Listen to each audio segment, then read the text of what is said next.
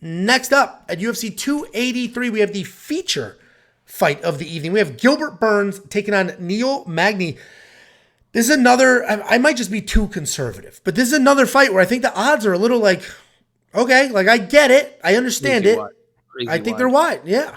So Gilbert Burns is 20-5 overall. He's 3-2 in his last 5. He is coming off that close loss to Chimaev. We'll talk about that in a second. He's taking on Neil Magny, 27-9, 3-2 in his last 5. He's coming off that really fun win over Daniel Rodriguez.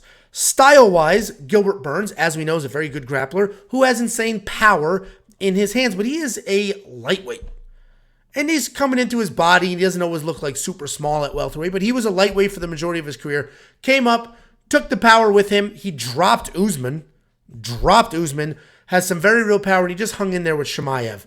Neil Magny, long, lanky, literally good everywhere, great nowhere, and he's a tough outing for almost everybody. Like, he's a very if you're the UFC, Neil Magny's probably one of the most frustrating guys on the roster because he can ruin your plans. Or, like, you can ruin your plans by losing or winning because you just don't know what you're going to get.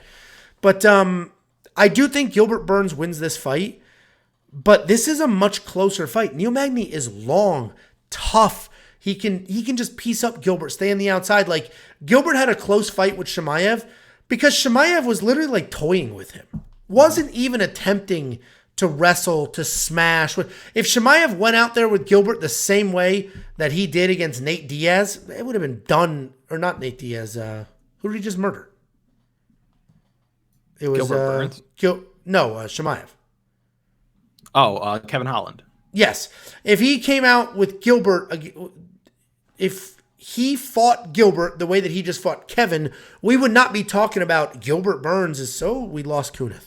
We would not be talking about Gilbert Burns and how tough he is and his power and all of those things. So I do think Gilbert Burns wins this fight. I think his last fight against Chimaev probably is inflating this line a little bit more than it should be. But Gilbert's going to go ahead and be the pick. It's definitely a closer fight than other people have it. What do you think? Can you hear me? Yeah, you're good. Okay, because my whole thing just cut out for a second. Yeah, I think that this line is way too wide. Let me ask you this, Angelo. What's your favorite thing to eat? I mean, this feels like a setup. Sandwiches. You know what Gilbert Burns' favorite thing to eat is? Jabs. Oh. Jabs, jabs, and jabs. I'm used to Jacob. I'm like, how is he going to call me fat? Yeah. And then it was a Gilbert Burns. So jabs all day. Like, Gilbert Burns cannot stop a jab. Neil Magny is tall, crazy long, way longer. What's the reach advantage? I'm not seeing it on my screen, but it's 71 to 80, so it's a 9-inch reach advantage for 9-inch. And you said 70-something% of the time over 7 inches. Exactly, right. I don't know if Gilbert Burns is going to be able to close distance and grapple, and I think that him on top in dominant position is where he wins this fight. We saw Shavkat Rakhmonov just wipe Neil Magny in the grappling department, but I don't like this notion that we're going to see Gilbert Burns just bomb on him and knock him out, and I think a lot of people are thinking that.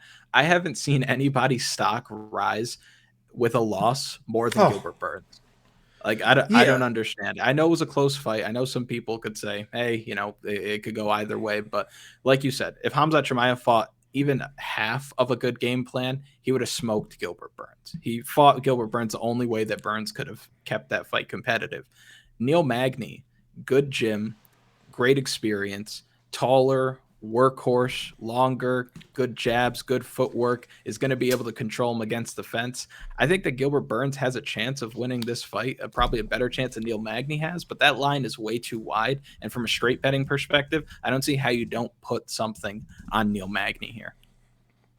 I agree. Obviously, we both are picking Gilbert Burns to win. We think it's closer than a lot of others have it. This could be a Vicente Luque situation, right? Vicente Luque, in his last fight against, was it Jeff Neal? Dude, somebody just said I have the memory of a goldfish, and I absolutely do.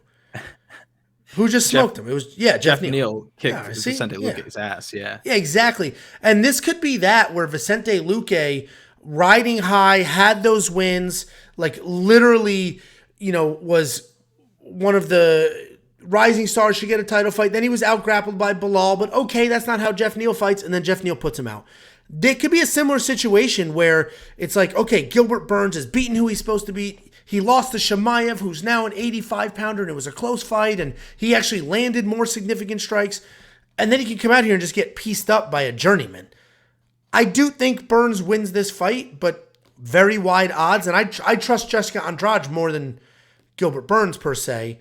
But he should win. He's the more talented fighter everywhere. He hits harder. He's the better grappler. Should be the better wrestler.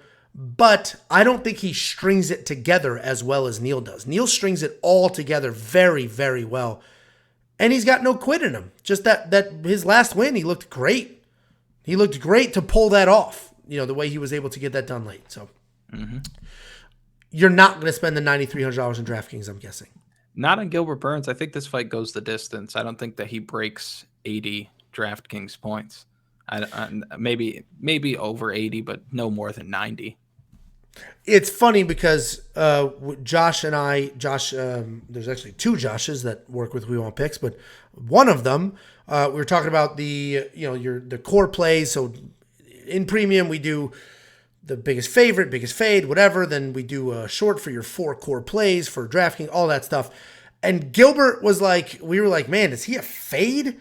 Because he's expensive and he does not score well, even when he wins. And we were going back and forth. What do you do with Gilbert Burns? Because this is a really, really tough price point for somebody that doesn't traditionally score very well. So people think he's going to murder Magny, and I don't see a murder here. I do think I he wins. expect him to go over-owned just because of the name and the odds and the price tag. I'm not going to play him. Yeah, no, it makes I hear you. It makes sense. Easy E just said a quarter of a unit on Squidward, or should I bet big on inside the distance decision, no action on Burns? You know what the inside the distance decision, no action line is going to be on him? It's going to be insane. Don't ever go near. You should never be betting anything more than straight up, more than even 450 is getting a little dicey straight up. If you want to parlay a couple, fine. But yeah, no, don't touch. There should not be betting on the Burns side here. Although we do both think that he wins. Monkey Knife Fight strike line 66-48. I think it's a more. I think this is a decision. I think it's a bit sloppy at points. I think Gilbert does work in some wrestling to try to, get back some of the losing minutes from the jab in his face, and then he'll be busy on top. So I do like more Monkey Knife Fight. What do you think? No? I think more is good. I gotcha. So what the hell were you just laughing at? Some guys in the comments said, where's MMA Guru? Oh, gotcha.